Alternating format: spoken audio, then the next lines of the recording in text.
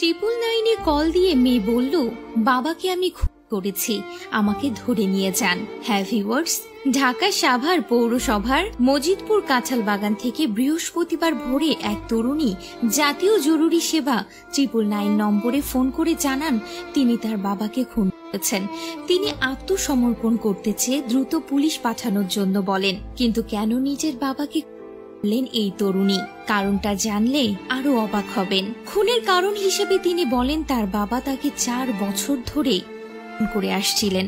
2022 সালে নাটোরের সিংড়া থানায় বাবার বিরুদ্ধে মামলা করেন তিনি। দীর্ঘদিন জেল খেটে জামিনে মুক্ত হন তার বাবা, কিন্তু তারপরও ভালো হননি। গত রাতে আবার ধর্ষণ করার কারণে তিনি বাবাকে খুন করেছেন। 999 থেকে সংবাদ পেয়ে সাভার থানা পুলিশের একটি দল দ্রুত ঘটনাস্থলে গিয়ে মরদেহ উদ্ধার করে ময়না তদন্তের জন্য পাঠিয়ে দেন। আর 23 বছরের ওই তরুণীকে গ্রেপ্তার করা হয়েছে।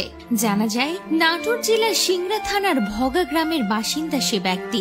স্ত্রীর মৃত্যুর পর মেয়েকে নিয়ে মজিদপুর কাঁঠালবাগান এলাকায় একটি বাড়ির 5ম তলার বাসায় ভাড়া থাকতেন আব্দুস সাত্তার। প্রাথমিক জিজ্ঞাসাবাদে সেই তরুণী জানান তার বাবা ইচ্ছার বিরুদ্ধে তাকে শারীরিকভাবে নির্যাতন করতেন, যে কারণে বুধবার রাতে খাবারের সময় তার ভাতের মধ্যে 20টি ঘুমের ওষুধ মিশিয়ে দেন। পরে বৃহস্পতিবার ভোর 4টার দিকে ধারালো অস্ত্র দিয়ে তাকে এলোপাতাড়ি কুপিয়ে হত্যা করেন।